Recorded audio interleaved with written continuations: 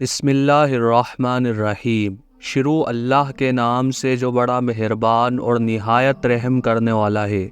حضرت آدم علیہ السلام کے قریب 1000 سال توحید پہ قائم رہنے کے بعد لوگوں میں بت پرستی شروع ہو گئی۔ اس زمانے میں جب کوئی نیک لوگ فوت ہوتے تو ان کی یاد میں بت بنا لیا کرتے تھے، ان کی مورتیاں بنائی جاتی تھی، اور آہستہ آہستہ شیطان کے وسوسے ڈالنے کی وجہ سے ان بتوں کی پوجا شروع ہو جاتی۔ جب دنیا میں بت پرستی اور مورتی پوجا عام ہو گئی تو اللہ تعالیٰ نے حضرت نوح علیہ السلام کو رسول بنا کر بھیجا۔ حضرت آدم علیہ السلام کے بعد یہ پہلے نبی ہیں جن کو رسالت عطا کی گئی۔ حضرت نوح علیہ السلام اللہ تعالیٰ کے دین کی دعوت اور تبلیغ کے سلسلے میں سخت محنت کرتے تھے۔ دن رات ان کے گھروں اور اجتماعات میں جا کر ان کو دعوت دیتے۔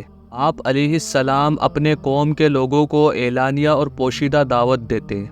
ان کو دعوت دیتے دیتے 950 سال گزر گئے، لیکن سوائے چند لوگوں کے کوئی ایمان نہیں لایا۔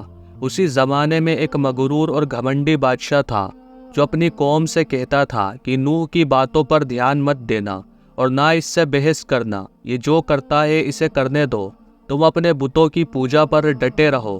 اس طرح حضرت نوح علیہ السلام نے 950 سال تک اللہ تعالیٰ کے دین کی دعوت دی، لیکن صرف 80 لوگوں نے ہی دین قبول کیا۔ ان میں سے زیادہ تر لوگ مسکین اور غریب تھے۔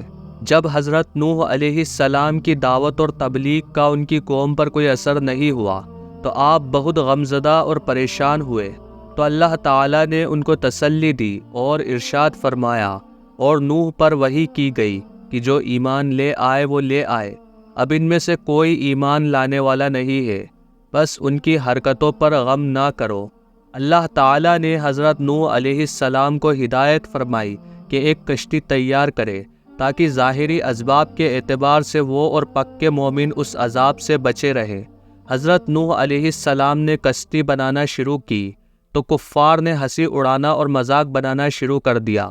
آخر کار حضرت نوح علیہ السلام کی کشتی بن کر تیار ہو گئی۔ کشتی بنانے میں 100 سال کا وقت لگا، اور اب اللہ کے وعدے اور عذاب کا وقت قریب آیا۔ اللہ تعالیٰ کے عذاب کی پہلی نشانی یہ ہوئی کہ پانی کا چشمہ ابلنا شروع ہوا۔ تب اللہ تعالیٰ نے وحی کے ذریعے حضرت نوح علیہ السلام کو حکم دیا کہ کشتی میں اپنے خاندان والوں کو اور جتنے بھی ایمان لا چکے ہیں ان کو سوار کر لے، اور تمام جانوروں کے ایک ایک جوڑے کو بھی سوار کر لے۔ حکم کے مطابق جب سارے سوار ہو گئے اور زمین پر صرف نافرمان اور کافر ہی بچ گئے تو اللہ تعالیٰ نے آسمان کو حکم دیا کہ پانی برسائے، اور زمین کو حکم دیا کہ وہ پوری طرح سے ابل پڑے۔ دھیرے دھیرے پانی میں طغیانی آئی اور پانی کا بڑھنا شروع ہوا، تب کشتی پانی میں تیرنے لگی۔ حضرت نوح علیہ السلام کا بیٹا جس کا نام کنعان تھا، پانی بڑھنے کی وجہ سے وہ پہاڑوں کی طرف جانے لگا۔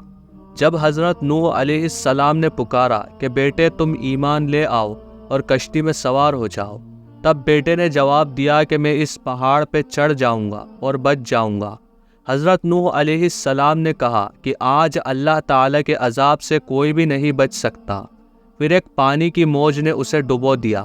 مسلسل دن رات بارش ہوتی رہی اور چشمے سے پانی نکلتا رہا۔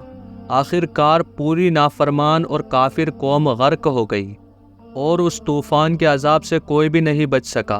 بعض روایات میں ہے کہ حضرت نوح علیہ السلام کی کشتی 6 مہینے پانی پر رہی، اور بعض روایات سے معلوم ہوتا ہے کہ 10 محرم الحرام کو نوح علیہ السلام کشتی سے نیچے اترے۔ آخر اللہ تعالیٰ کے حکم سے طوفان رک گیا اور آسمان سے پانی برسنا تھم گیا۔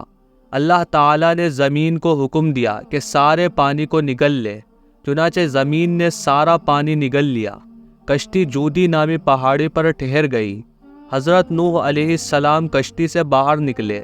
اس وقت اولاد آدم میں سے کوئی بھی زندہ نہیں بچا، سوائے ان لوگوں کے جو کشتی پر سوار تھے۔ طوفان نوح کے بعد حضرت نوح علیہ السلام کے 3 بیٹوں سے پوری دنیا آباد ہوئی، جس میں پہلا بیٹا ہے سام۔ سام کی اولاد سفید رنگت والے عرب اور بنی اسرائیل سام کی اولاد ہوئی۔ دوسرا حام۔ حام کی اولاد سیاہ کالے رنگ کے تھے، تمام حبش حام کی اولاد میں سے ہے۔ تیسرا ہے یافس۔ یافس کی قوم سرخی مائل تھی، ترکی اور مغربی ایشیا کے لوگ یافس کی اولاد ہیں۔ طوفان کے بعد حضرت نوح علیہ السلام مزید 350 سال اور زندہ رہے، پھر حضرت نوح علیہ السلام کی وفات ہو گئی۔ راز ترین روایات کے مطابق آپ مکہ میں دفن ہوئے، ایک دوسری روایات کے مطابق آپ لیبنان میں دفن ہوئے۔